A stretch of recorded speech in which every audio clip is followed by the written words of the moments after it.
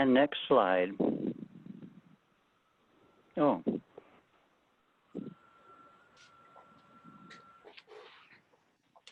Next slide. Oh, slow down.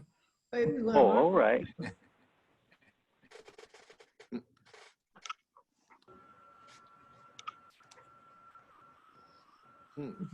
Okay. Okay, when you're ready. Yeah. Santa Cruz is a picturesque beach community with its downtown business district hugging the San Lorenzo River, running through the center of town. Visitors often marvel at the unspoiled beauty of this historic village in its dramatic natural setting between high coast Sierras and the Pacific Ocean. Santa Cruz is still the kind of place that you can get out and walk around in, moving to a slower pace of pedestrians and bicycles. Next slide.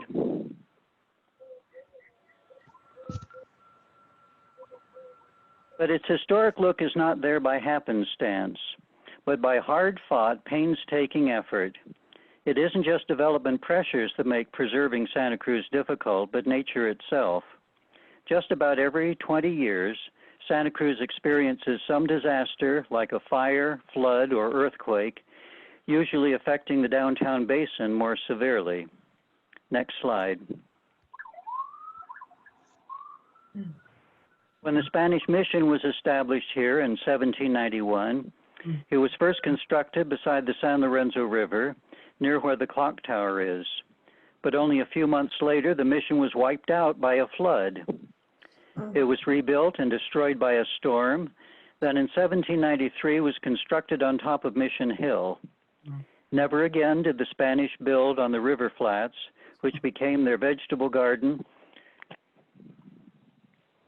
south of Mission Hill and orchard land north of Mission Hill. Next.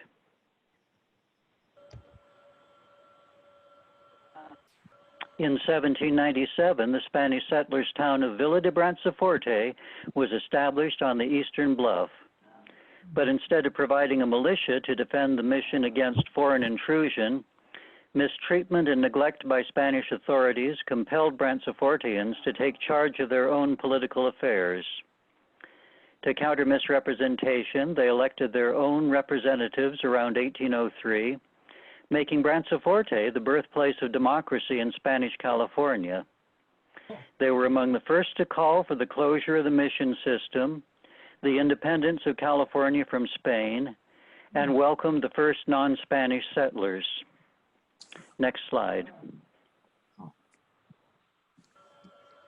Mexico ended the mission system in 1834, giving mission buildings to the town of Branciforte, one of which became their unused county jail.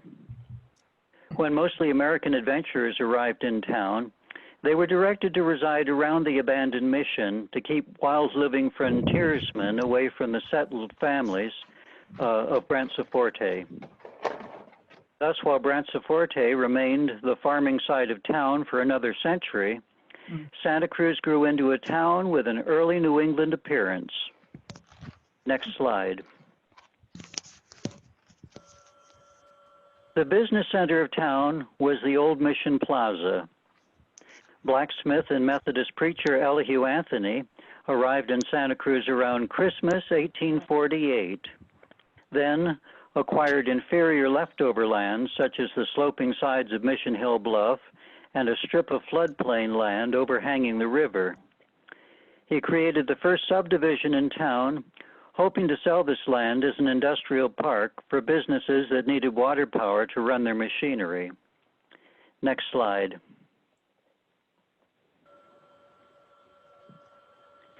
Yet this was the time when news of the gold strike circulated that would soon become the California gold rush. Most local men caught gold fever and had an adventure in the gold country with varying degrees of success. It was observed that miners were using wooden picks and had very little fresh vegetables. Anthony used ship's bolts to create the first iron picks used in the mines, and another Santa Cruzan sold potatoes out of the old mission gardens for which miners were willing to pay up to $1 each. Next slide. This booming market sent potato growers to agricultural areas like Santa Clara, Santa Cruz, Soquel, and Watsonville in the Spud Rush of 1851. Santa Cruz land was renting for up to $100 an acre on the San Lorenzo River flats, and the harvest of 1852 made fortunes. A boom town of wood-frame tent cabins arose along the main road of the river flats. People made a fortune in this booming market and reinvested in a second crop while building a luxury hotel on the flats. And indeed, the 1853 crop was even bigger, but that was the problem. Potatoes had saturated the market and were now worthless. So those tent cabins were shingled over, creating an instant downtown in a place never intended to be a commercial area. The San Lorenzo River used to run parallel with River Street, but frequently flooded, forcing the relocation of parts of the river to the east, with road-topped levees built as Water Street, Bulkhead Street, and River Street Extension. Next slide. James Leslie built the town's first brick building facing the Mission Plaza, but wouldn't let the county use the second floor of the county courthouse. So Friedrich Heen built the brick Flatiron building for the use of the courthouse. His foresight paid off, as it moved the Civic Center to the flats, and Mission Plaza lost its preeminence as the center of town. Next slide.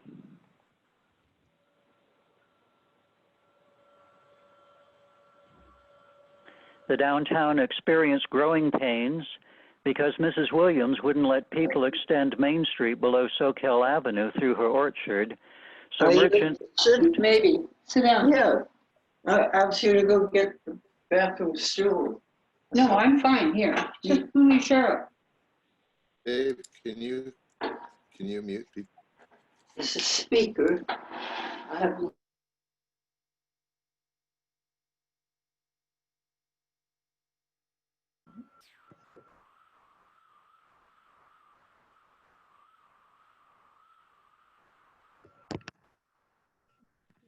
You can't hear. Can you hear me now? Yes. Yes. Yes. Yes. In 1866, the town was largely abandoned. Oh, where am I? Willow Street was named Pacific Avenue because most people arriving in town in the lower plaza and wanted to know how to get to the ocean. In 1866, the town was incorporated and the Civic Center was moved to Cooper Street. The Chinese settlers moved into the largely abandoned Front Street business area, which became a one-block Chinatown. The new Pacific Avenue businesses no longer had back doors for warehouse goods, so a series of linked basements were created that ran several blocks in downtown. Next slide. Santa Cruz was an industrial town of leather, lumber, and limestone, but shipping by sea was more expensive than by rail. Yet Santa Cruz had trouble getting a rail link, so downtown merchants financed their own rail link through Watsonville to the Southern Pacific, which opened in 1876. It was followed by a mountain line linking Santa Cruz to San Jose in 1880. The train leaving Santa Cruz with goods returned with tourists, yet they were chiefly here to see the local redwoods, then head for the cultural destinations of Monterey. Santa Cruz had an ugly downtown of utilitarian buildings constructed by people who never intended to stay. Yet there was a need to get tourists to stop here, so it was a sign of civic pride to construct beautiful buildings in the downtown. One of them you see here, the 1877 Santa Cruz Opera House, built as the first thing that one saw upon leaving the Uptown station. Next slide. The 1870s were an economic depression, leaving Irish and Chinese workers at the bottom of the employment ladder, competing for the same jobs. An anti-Chinese movement took hold in California, including Santa Cruz, where the intimacy of the Chinese community with downtown led to conflicts. Some institutions created Chinese protection clubs in Chinatown, such as the Congregational Chinese Mission and the Chinese Freemasons Club. In 1894, a fire that started in a Chinese laundry wiped out Chinatown, burned most of the downtown's Tri-Corner block, bounded by Pacific Front and Cooper Streets, and gutted the courthouse. Next slide.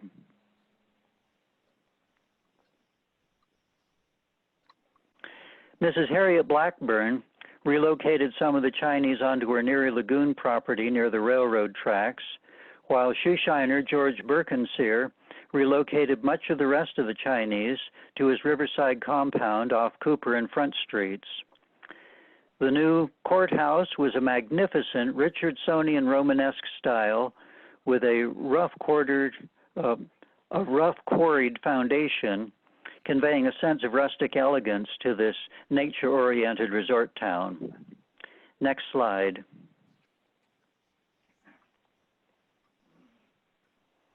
To avoid future fires, the Tri-Corner block was largely rebuilt with handsome masonry construction. Downtown Santa Cruz was dubbed the Florence of the West to emphasize its Renaissance look and art scene. Then in 1906, the earthquake occurred, destroying San Francisco.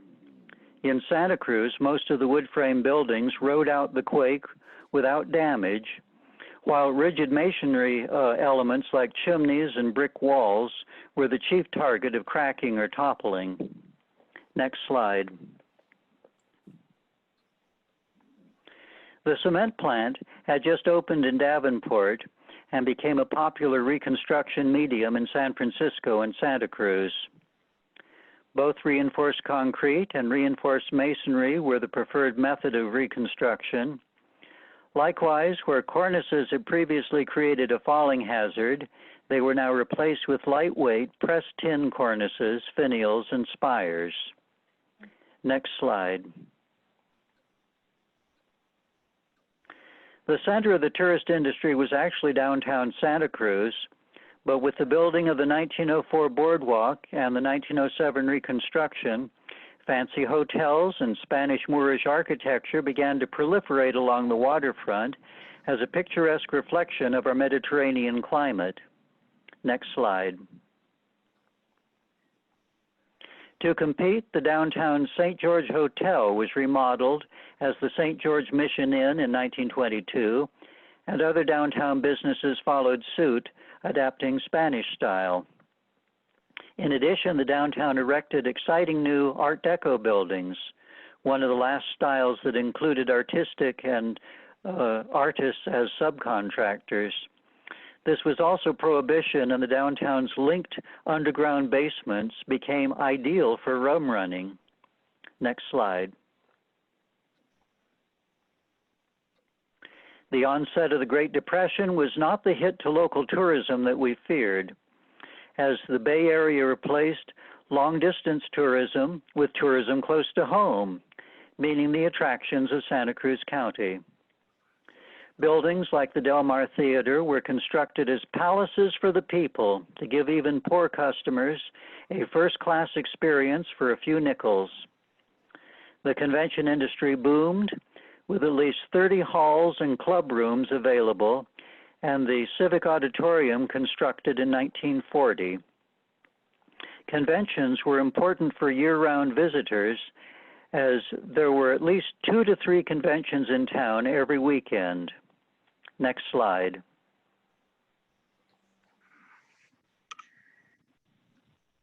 World War II was an unprecedented industrial effort amidst shortages and rationing, with no construction allowed that didn't serve the war effort. When the war ended, the backlog of building projects and housing shortages for returning servicemen created a nationwide boom for community planning. Santa Cruz was just glad to get back to work and revived its pre-war economy. Next slide. Then during Christmas 1955, the town got a Christmas present they didn't want. It was just a week of gentle rain, but soon the downtown had filled up like a bathtub. Next slide. It flooded the underground basements, filled some of them so full of soil they were never re-excavated. Important records stored in the basement of the Cooper Street Courthouse were soaked for the first time and had to be dried out page by page. The downtown was flooded from Mission Hill to Beach Hill and inland to the steps of City Hall. Next slide.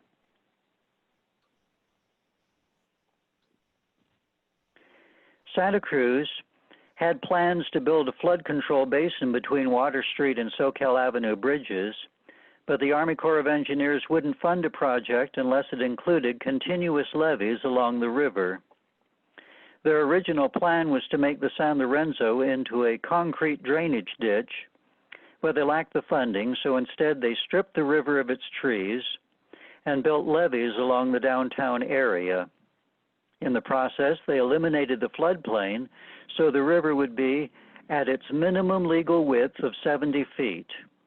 This was to provide additional real estate for development, but instead of making the town safe from the next 100-year flood, it actually increased the town's flooding risk.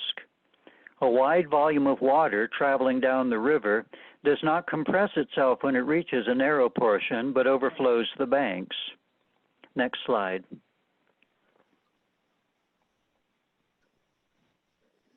As the levees went in, downtown began a redevelopment process of planning for the future.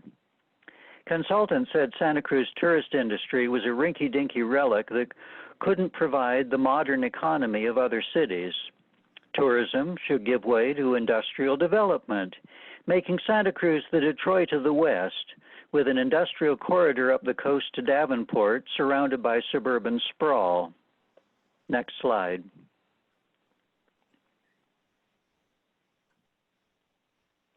A series of freeways should be run through town so traffic could more quickly reach the boardwalk and levee without seeing the town. Downtown should be entirely demolished except for maybe 3 landmarks, City Hall, the Octagon, and the main post office. Blank cinder block buildings and skyscrapers should create a new downtown, eliminating mixed-use buildings. Next slide. Blocks should be combined into super blocks to make room for massive parking lots. One example of this was the Albertsons Long's shopping center, now CVS and Trader Joe's. Being auto-oriented meant that it turned its windowless doorless backs on a once bustling pedestrian street, killing the pedestrian interaction with downtown businesses. Next slide.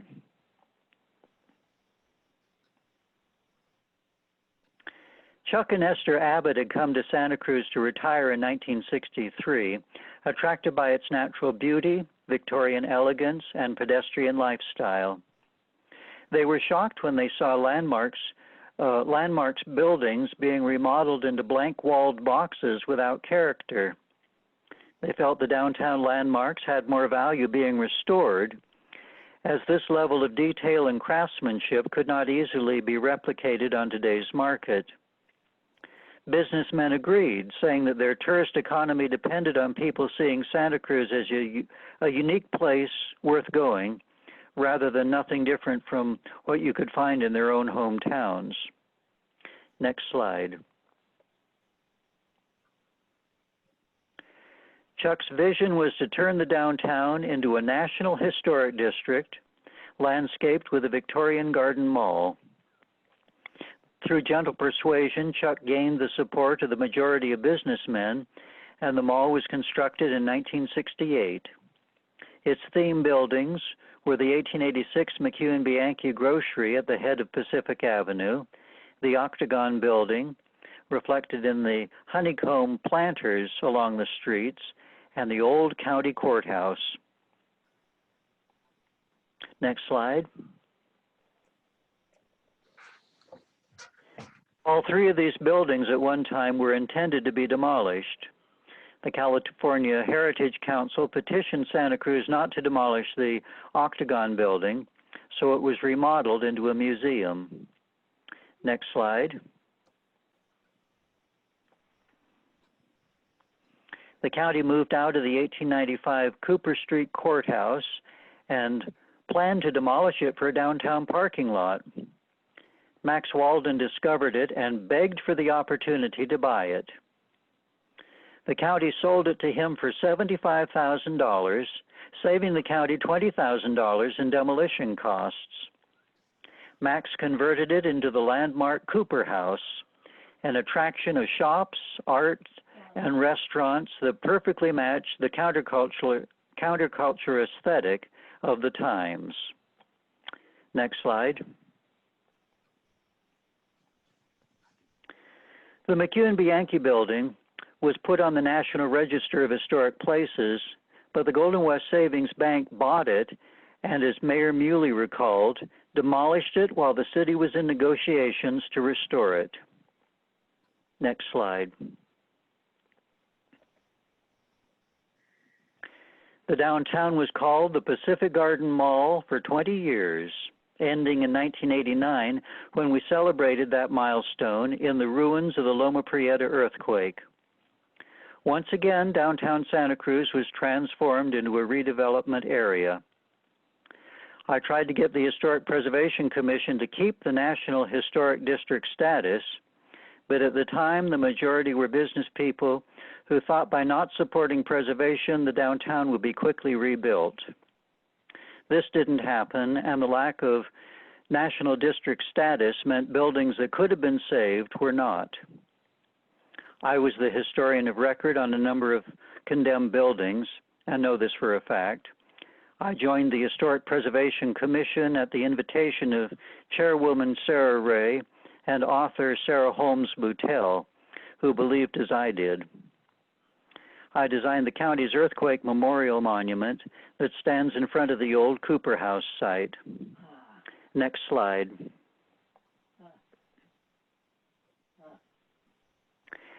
The downtown should never have been placed where it is, and much of it is imperiled by climate change through rising sea levels and heavier storm runoff.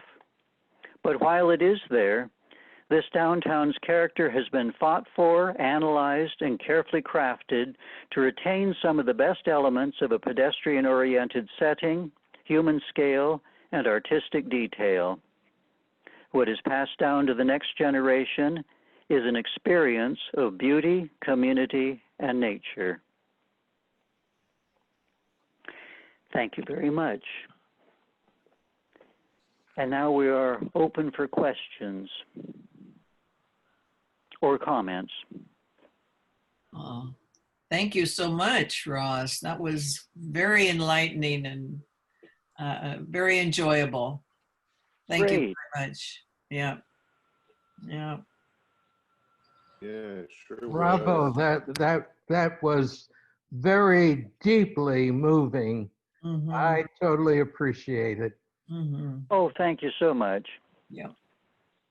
Ross, what do you see for the future of Santa Cruz, downtown Santa Cruz? It seems like there's going to be more high rises. Do you think that's going to be fought? Do you think that's going to go through? Just curious about your opinion.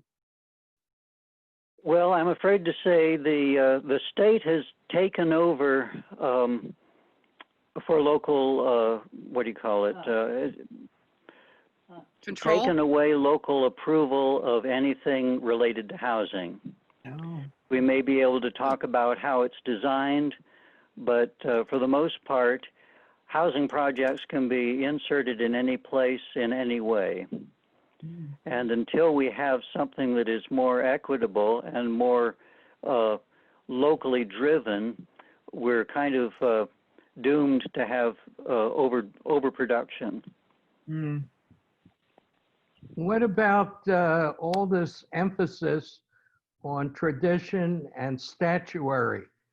How does that enter into our history? Well, it's interesting. I've looked up the kinds of monuments we've had in the past, and I noticed that there was they used to brag about clean water and would put up fountains, and we put up a drinking fountain in front of the 1866 courthouse, which was a beautiful Grecian woman in bronze, pointing down to the water fountain area where people could take a drink. That was one that I don't know when it disappeared. I've been kind of curious about it. Then there was a man, what was his name? I forgot. He used to design sets at one of the local vaudeville houses, and he became an artist on the boardwalk and is a well-known painter. And he designed a giant archway that we could walk under for, I think it was California's birthday. Yes. And it had these beautiful scenes of California, and I always hoped or wished that that would come back. That was a monument that was worth seeing. What else would you like to know on that? Well, you just mentioned something very interesting. What might have been the issue with the Grecian woman? I don't know.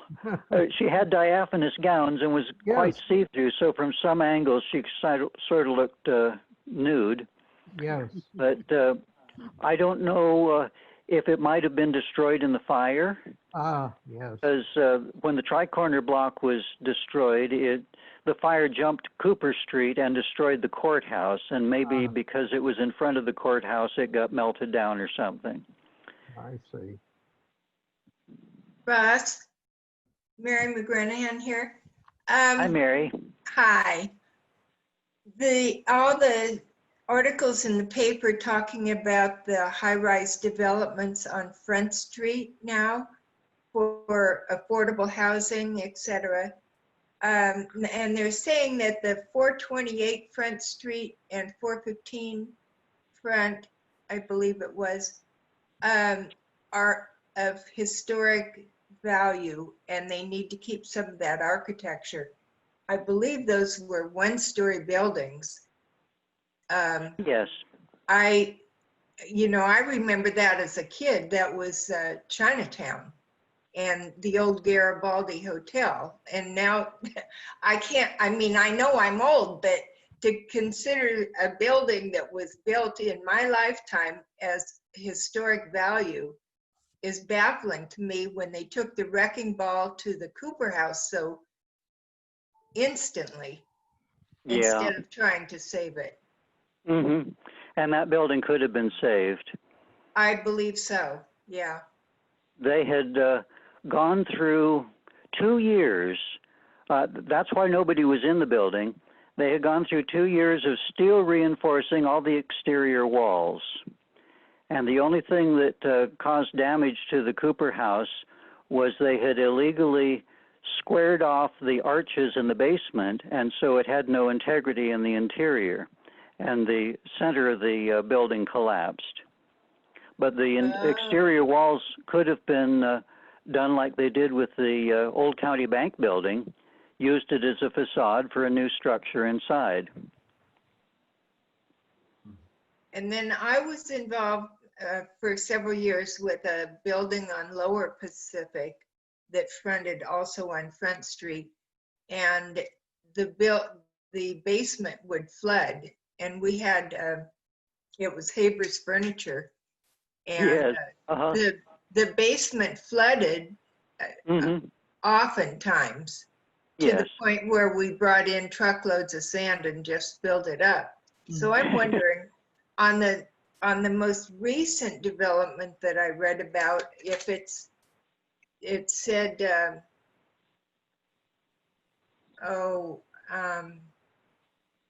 I think it's a private development of well-to-do condominiums. Is that on that Haber's Furniture store or on the Walgreens? Yes, it is. Yes, it is, and that's one of the Now, the Historic Preservation Commission reviewed the project, but they could only review the historic aspect of it. They couldn't review the actual project itself. That's coming up later, I think, before the Planning Department and then the City Council. But the issue is, can we build on floodplain and dig basements below the level of the river and not expect flooding issues? I'm a little dubious about it myself. One developer on Ocean Street said that because there's such a high water table in this floodplain, that he would have to have pumps running around the clock to keep an underground basement, an underground parking area from flooding. And we have frequent blackouts, so I don't see how this round-the-clock pumping is going to work. It's like building something inside the ocean and hoping the ocean doesn't get inside. Right. Thank you. Ross, Ross, I'm interested in your publication on Carmelita Cottages on Main Street. I've seen the cover of that publication, but I haven't seen the entire publication. Is that available online?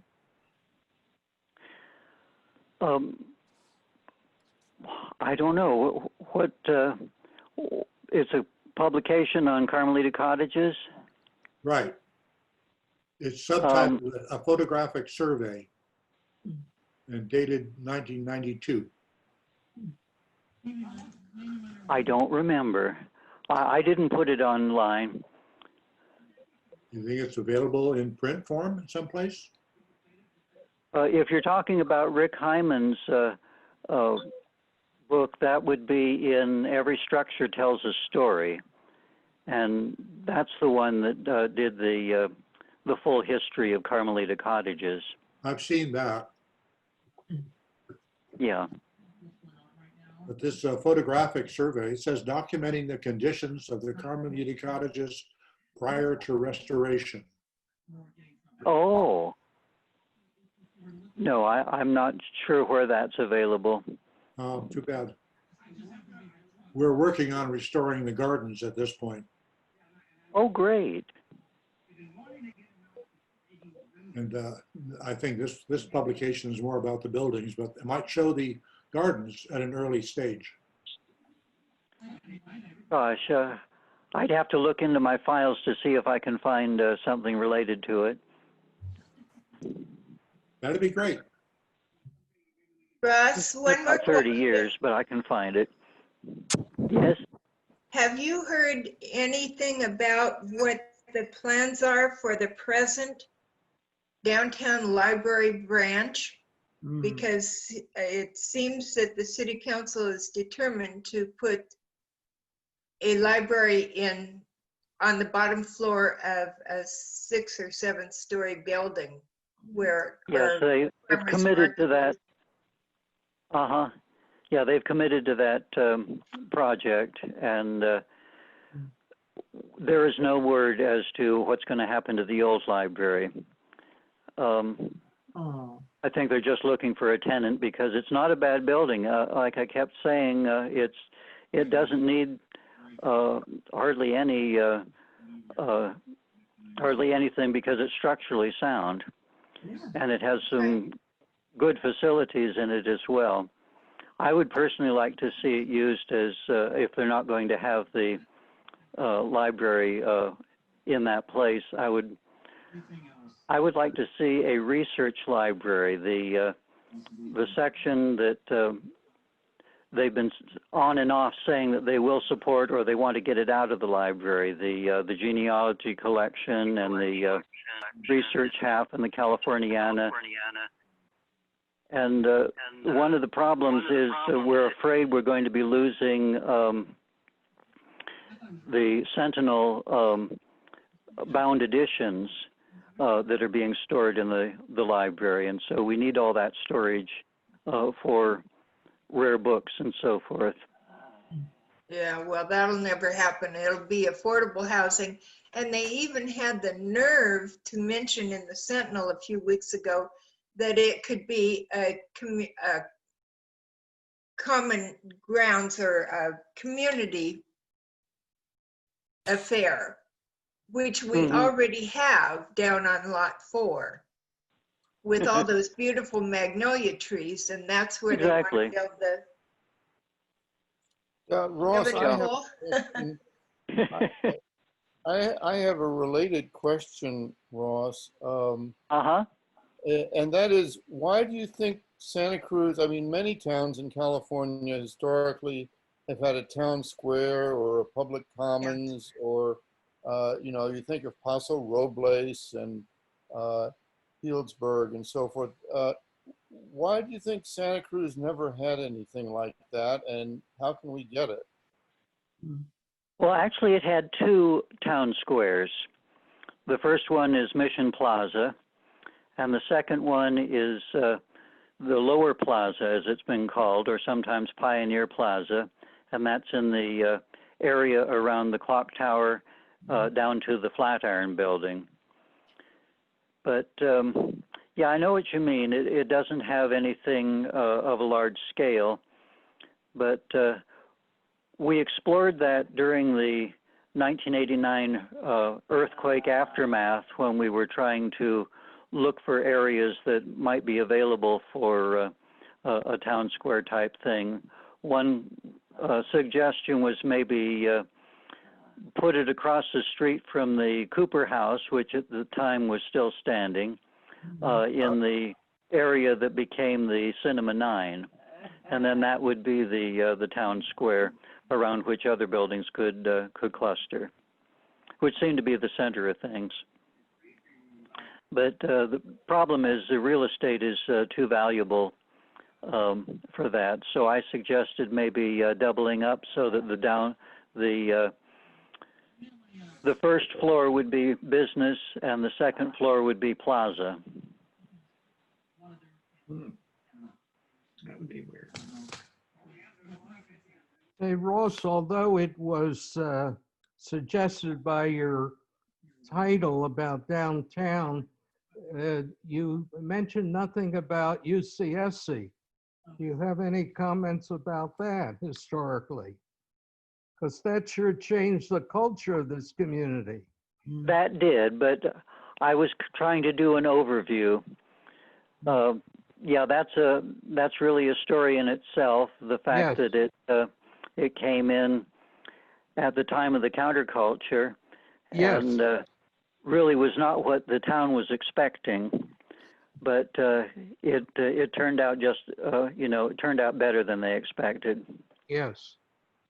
And also, a last question, do you have any reflections in your research about our community and the Spanish flu episode?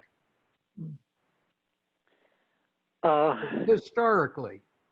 Yes, well, I wrote an article about it, as you may have read, and I showed the parallels between the Yes.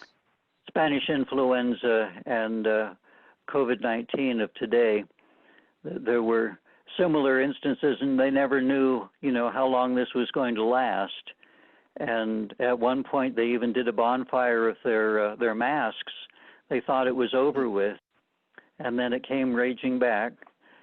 So we had three surges of the disease at that time.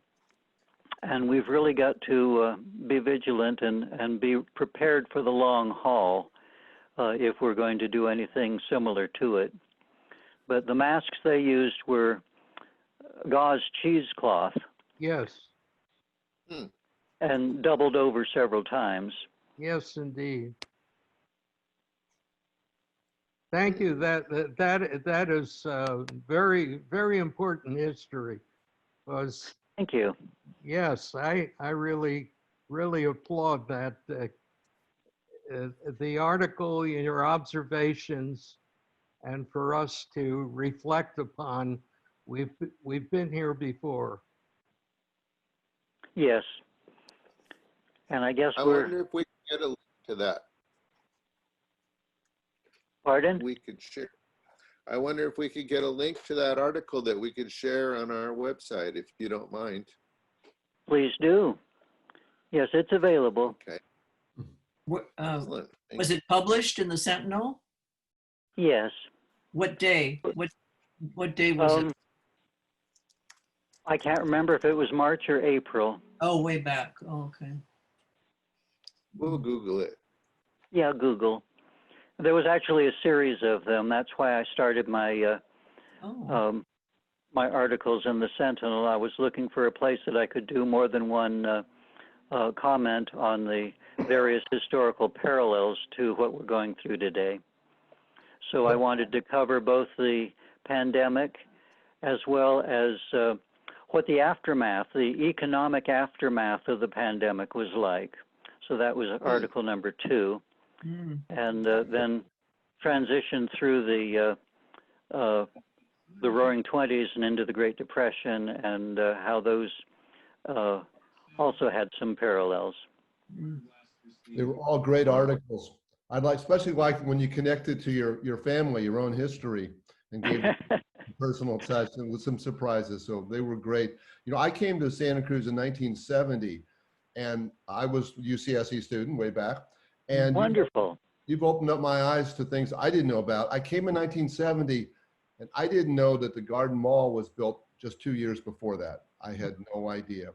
I also didn't know that the potatoes were grown. It was a big cash crop. I didn't know that way back. Isn't that something? And the thing I missed the most about when I first came here, I really liked the McHugh & Bianchi building. I used to go there. Being a Greek, they would have feta cheese in the barrel of brine solution. And that's a vivid memory for me. So I was really sorry to see that building disappear. Absolutely. I remember that they had fresh produce just outside the windows all along the front of the building. Yeah. And there were unique kitchen items and gadgets that you could find inside, as well as rare gourmet items. And so it was quite popular with tourists as well, as a place where if you couldn't find it anyplace else, you could find it at McHugh & Bianchi. Yeah. Ross, I remember growing up here, all the churches were downtown. And we had several grocery stores downtown.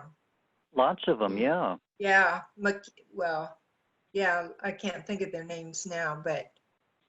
Well, there was Pure Foods, which was in the. Pure Foods, yeah. It later became Bookshop Santa Cruz. And let's see, there was. But there were several that were just family owned, not the big names. Like there were lots of them like that, but there was also a big one. I can't remember the name of it, but it was in a Quonset hut, a large Quonset hut. And yeah, people did all of their major shopping downtown for their staples. And it was a big mistake, I think, when they tried to redirect traffic out of downtown in order to save the downtown, but they ended up making it a secondary stop. And the downtown lost a lot of its main businesses and became kind of a shopping center for non-essentials. And that was a mistake, I think. It lost a lot of its dynamic. Of course, we transitioned into the Garden Mall era and recovered from it as more of a tourist destination, and that was a good thing. And I sure miss the Cooper House and all of the things that combined with that, and the Pacific Apothecary across the street, where I used to get historic apple crate labels from Santa Cruz. Oh, yeah. And another thing I think we missed the mark on was Route 4. You showed all those different freeway, the wish list. But the Route 4 would have taken traffic from San Francisco up across to the university and then come down through the Harvey West and onto the present day freeway to San Jose or Watsonville. We Yeah. really missed the mark there, but it would have gone through Norm Lesen's backyard. And he was pretty much the highlight of Santa Cruz then, and that just wasn't going to happen. Yeah. There was very expensive real estate up there on the hill, and the Yeah. powers to be were not going to let that turn into a freeway. Well, the county was always looking for land it didn't have to pay for, and you can't believe the number of plans that they made for De La Viega Park. They wanted to turn it into the county jail and county courthouse, so that instead of being on the San Lorenzo River, they would have put that monstrosity in the park. And then, in order to make it more accessible to automobiles, one of the freeways would have gone through the park. Yeah. So that would have really destroyed a lot of the character of what De La Viega Park means to a lot of us. Yeah. Well, thank you very much. Yeah. Thank you. Thank you. Ross? Thank you, Ross. Uh-huh. This is Dom.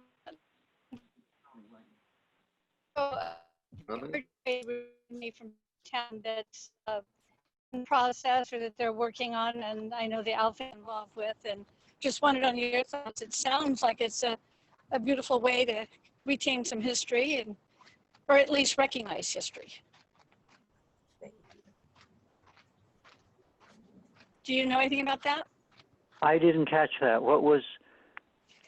The archway for Chinatown that the Al family has been Oh, part of the yes. funding. Uh-huh. Yeah, I think that's a wonderful way to represent history that's no longer visible. Because it's an art piece, Right, but it's right, also still to remember something it. that will, huh? Yeah, it gives a way to remember that. right, and to remember it in a positive and respectful way. Yes, yes. Thank you. Right. Sure. All right. Does anybody else have any questions or comments? If not, wow, I'm just blown away, Roz. I had no idea. I thought I knew a little bit about Santa Cruz history, but that's just it really astounding. Yeah. So I would deem you a historic treasure. Oh, bless your heart. Thank you. Sure. Yep. Three cheers. Yes. Yeah, I have one you're last question, if I could ask. Okay. I just wondered a little more about what is underground now on Pacific Avenue. Is there anything that's being used underground? I wondered about that too. Yes, there is. Since the 1989 earthquake, I've seen the town exposed pretty much, and there's underground parking under the St. George Hotel, and underground facilities under the what's it called, the Rittenhouse building. So here and there along the avenue, there's underground uses, and I think they're relying on the levee to keep it that way. Are they still connected like they used to be? No. Any of those? Too bad. No, we got to see kind of where they were after the buildings were removed, but then they dug them out and created new foundations for modern buildings. Especially since the soil is subject to liquefaction, they wanted to make sure that they were up to modern standards. So the linked basements are no longer there, although they do still have to deliver at certain times a day in the morning to try to avoid a lot of people in the area. I mean, the shoppers in the area, because they don't have back doors still. Oh, so they deliver to the basement? Underground? They deliver to, what do you call it, an elevator in the sidewalk, if you know what I mean. Yeah, yeah. Oh, that's fun. Mm-hmm. Great. All right. Well, thank you so much, Russ. I really appreciate this. This was Thank you, an thank you. excellent program. Thank you, Well, thanks, Ross. everybody. That's great. Appreciate being asked. Yeah, we may ask you again. It seems like there's probably a lot more we could learn. I'm interested in the pandemic. We'll take a look at that article and maybe we could follow up on that at some point. Okay. Okay. So I want to thank everybody for attending today. It was a great turnout. And tell your friends, next week, we're going to be hosting Bruce McPherson. And he is gonna, I don't know, Bruce is great. He's very knowledgeable. He's been involved in the area as long as I can remember. I haven't been here that long, only since 1988. So I feel like a neophyte today. So let's see, what's next, Maxine? Visit our website. We have a newsletter for everybody. If we don't already have your email, let us know. Give us your email and we'll put you on our newsletter list. And we're always looking for future projects to work on. We've done a number of different things for the community, and we're looking to help out senior citizens. And I know these days it's kind of hard to, part of the reason we started this whole Zoom workshop series is to reach out to the senior community to see what seniors might be in need, and seniors that are isolated and not communicating with friends and family as much as they might like. So it's, I know it's a little bit of a process. I've fielded a number of phone calls over the last few days from people that are trying to figure out how to get linked in. So we just want to keep on doing that, helping people out. And we do always appreciate donations. They are tax deductible, and we're 100% of anything received goes back to the community because we're totally no overhead. So what's next, Maxine? The only thing I'd like to add is that if you are not on our email list, for example, you saw information about this presentation from the Santa Cruz Sentinel. Go to our website and send us your email address through our contact form so we can add you to our email list so you can receive updates about each of our weekly Zoom presentations. It's a little hard to hear you, Maxine. So why don't you email me that, and we'll update everybody. A little better now? That's better. Okay, what I wanted to say is if you are not on our email list already, for example, if you got information about the Zoom presentation from the Santa Cruz Sentinel coastline section, then please provide us your email address by going to our website and sending us your email address on the contact form, because we'd like to keep you informed of future presentations.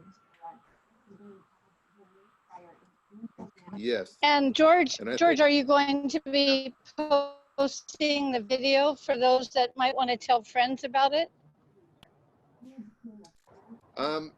If I can, I will be available. I actually have a job coming up in September where I might be busy on Thursdays, so I could do it if we change the schedule. So we'll talk about it. Okay. We'll figure something out. But we are planning, I think we have 8 or 10 different people that are on our list of possible featured speakers. And so we're really excited about it. And I don't know, it'd be hard to follow up Ross after Ross's presentation, but we have so many talented people in the area that we'd like to share with the public. So stay tuned. Oh, all right. Well, thanks again, everybody. Thank And you, we look everybody. forward to seeing you next week. Stay well. Thank you. Okay.